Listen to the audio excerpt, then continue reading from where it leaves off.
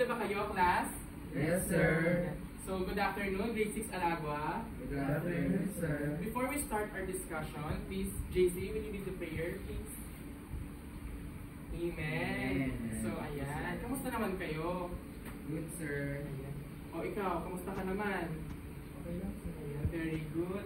So, can you please stand up and pick up the pieces of trash under your chairs or tables? And very good. We will now take a seat.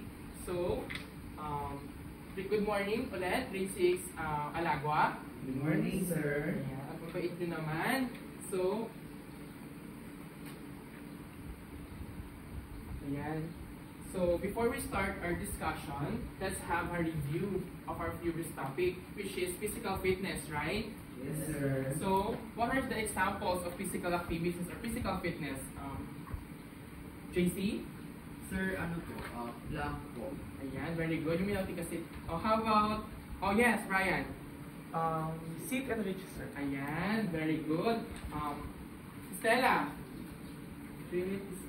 Ayan, very good. So, you've now identified the physical fitness test. So, next is, we will have a short game or a game. The game is called Mix or Fix. Do you know how to play this game, class? Yes, sir. Ayan. So, let's have the instructions.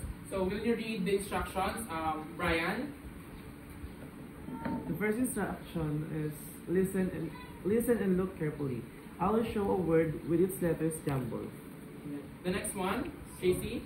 Think quickly. You will have 10 to 15 seconds to think and scramble the letters. Yes, thank you. Thank you. Yes, Stella? Give your answer.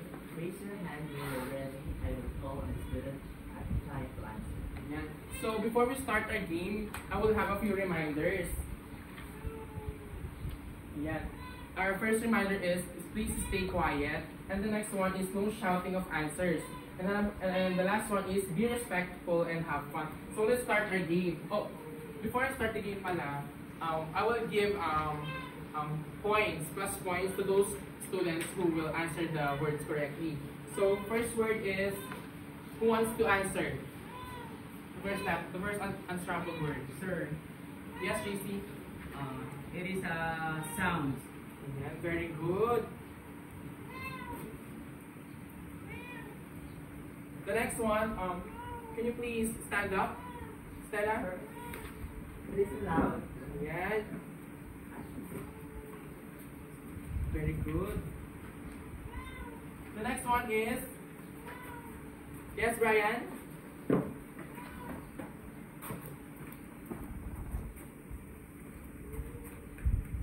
Very good, Brian.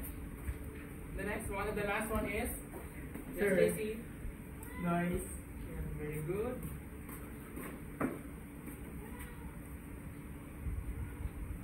You may now take a seat.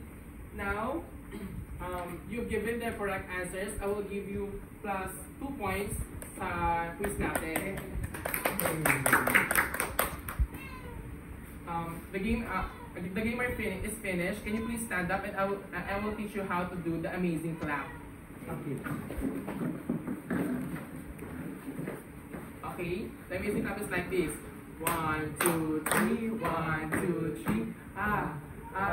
Amazing. Kaya, kayo. 1, 2, 3, go. 1, 2, 3, 1, 2, 3, Amazing. Very good, class. You may now take a seat. Now, let's go to our lesson. So before our lesson, what do you observe in this picture? Actually, naiiyayan po sila. Very good, Stella. The next one. Same din po sa unang scenario, naiingayin din po yun. Ayan. Very good, JC. This picture is nakatuon siya sa ating topic, which is practicing ways to control and manage noise pollution. So what is noise pollution? Let's identify it. Will you read noise pollution, Stella? Noise pollution is unwanted loud sound created through activities made by machine, people, wildlife, and natural sound that cause health problem to human and animal both on the land and in the water. Very good, Stella. You may now take a seat. So noise pollution is our man-made pollution, noise pollution, which is, for example, o yung sa umaga, chismisan ng kapitbahay natin. Ayan, nakaranas na ba kayo ng mga chismisan sa umaga ng kapitbahay na nakakagising? Yes, sir. Ayan. Tapos, yung mga ano pa, yung mga motor na bumubomba, di ba? Isa yun sa mga nagkakos ng noise pollution, which can cause, pwede tayong mabingi, ayan. And then, it can affect also the animals in our environment. So next, I will show you a video and you will observe what is in the video, okay? Okay, class? Yes, sir.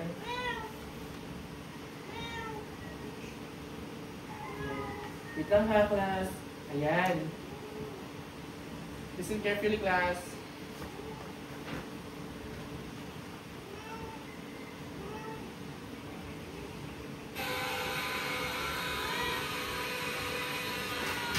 Ayan. What have you observed, class? It is a part of sources of loud and noise. Ayan. Very good, JC. The next one is?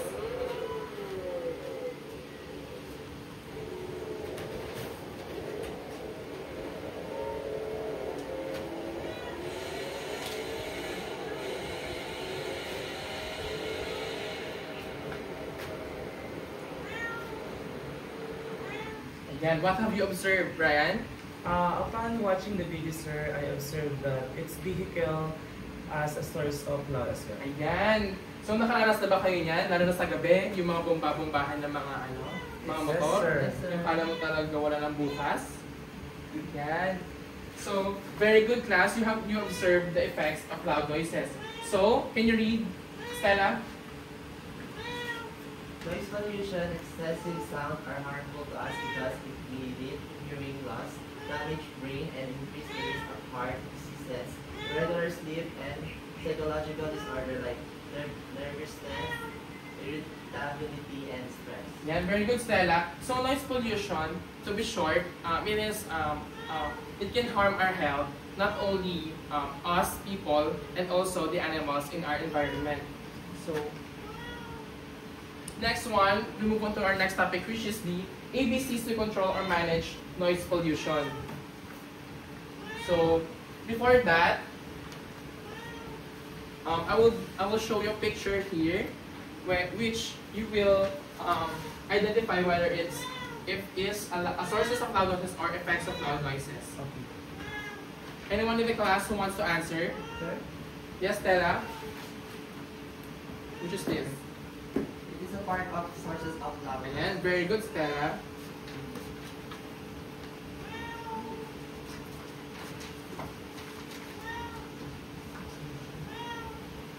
Ayan. Next.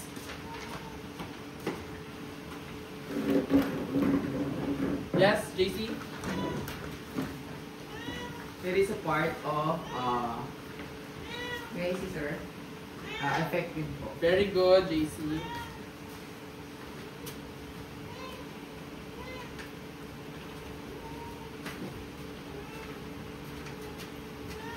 Ayan. You may now take a seat. Very good.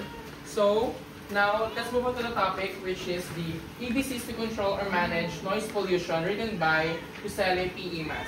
So, will you read the first letter, A? Brian? A. As manufacturers and identify noise tables when you buy products or machines like home appliances such as televisions, speakers, washing machine, and gadgets like a smartphone, tablet, and laptop. The lower the number of the other one. The number of decibels in these items, the better. These requirements ensures quality and safe product for all. Thank you, Brian. You may now take a seat. So, one example of this is if you will buy aircon. Siyempre, di ba yung mga aircon is maiingay? So, kunyari, ang sinabi ng manufacturers is, this aircon produces 70 decibels and the other one is 100 decibels. So, what will you choose? Stella, what will you choose of the 70 or the 100 decibels? Of course, the 70 decibels because it has lower decibels, which is according to letter A, the lower the number of the decibels in these items is the better. Okay, class? So next is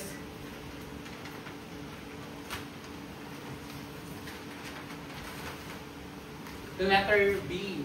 Ayan. Tignan, class. O, kamusta naman kayo? Okay pa ba kayo dyan? Still alive, sir.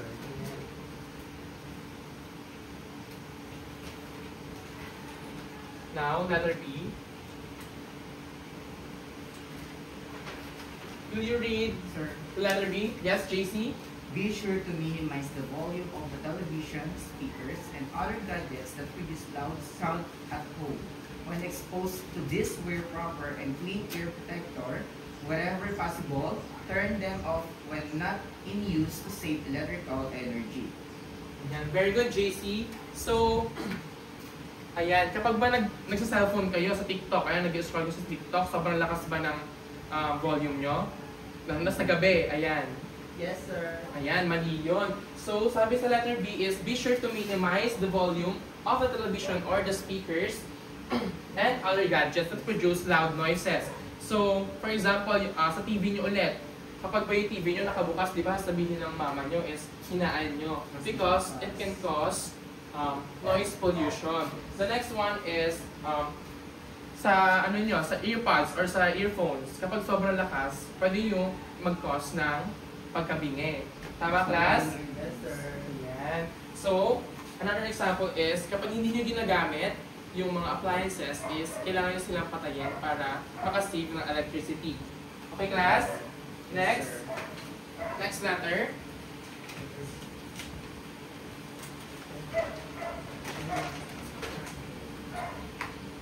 So, what is the next letter kaya, class? C, sir. Ayan, very good. Put these things in.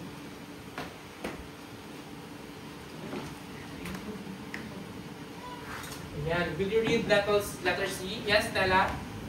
Cooperate with your household members, neighbors, and local leaders in creating awareness that can help reduce noise level and make the environment a better place to stay.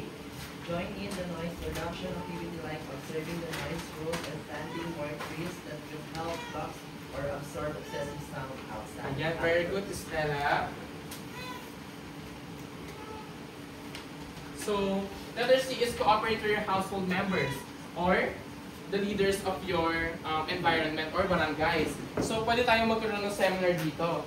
Kapag, sabi sa letter C is, pwede mag-seminar barangay. For example, yung mga kabataan is, di ba, very ano tayo ngayon, di ba? More on gadgets compared sa mga laro-laro, mga laro natin. Ano ba yung mga laro natin ng bata? Siyempre, piko, ayan, taga. So, dito sa letter C is, pwede kayong makipag-cooperate sa inyong environment, like sa head ng barangay nyo, ganyan, para makatulong din sa environment. For example is, planting trees and cleaning your environment. So, the next is letter S. Will you read letter S? Yes, Brian? Spend time in silence for quite some time. Stay away from noisy places and give yourself a time whenever you want to escape from noise. Be in a peaceful place to relax your mind and calm your body. Ayan, very good, Brian. You may now take a seat. So, the letter S, syempre kailangan natin ng me time, di ba?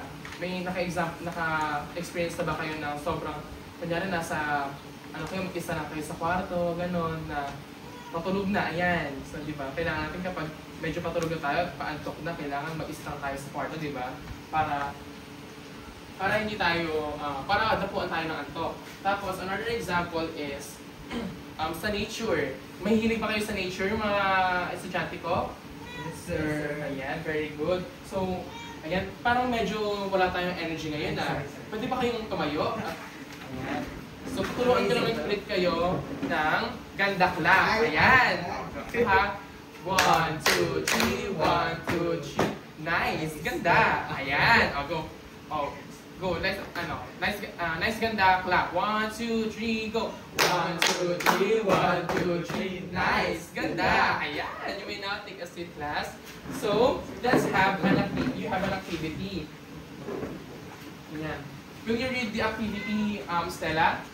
You are tasked to create a short scene showing the ways to control or manage noise. Ayan, you may not take us to Stella. So these are the rubrics in our activity. The first one is the content is 40%, the creativity is 40%, and the original organization is 20%. Now, let's have a recap. So, can you give examples of noise pollution or the effects or sources of loud noises? Yes, Ryan. Yes, Ryan.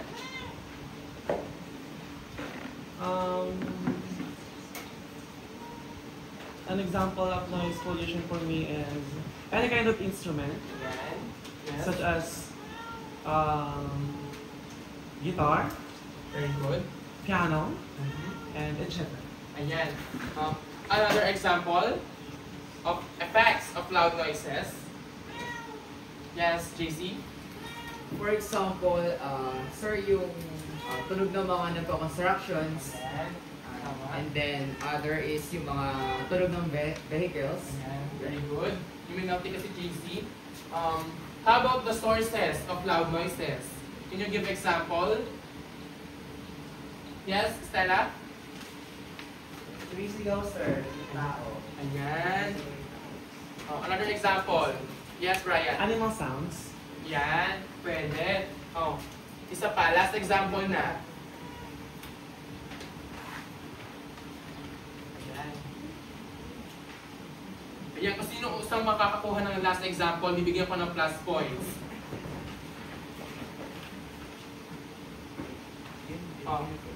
Ayan. Yes, Brian? I'm not sure, sir, but I can say a speaker. Ayan, very good. Tama. So, ayan. You give it the examples and the examples are right. So next one, can you give example of the ABCs? It's time to charge your phone. Yes, JC? Sir, ABCs po is Give the letter A. Ayan.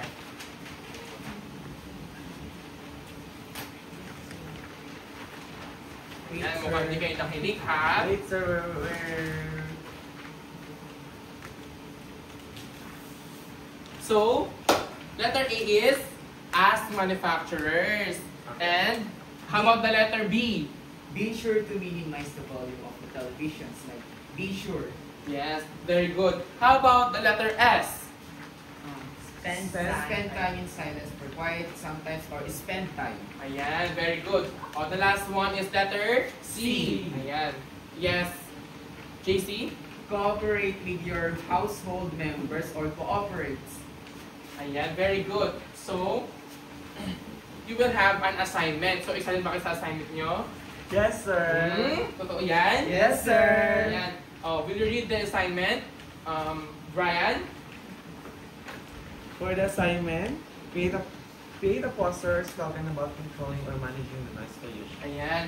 So, that is the end of our discussion. So, class, thank you for listening and goodbye. Goodbye, sir. Goodbye, classmates.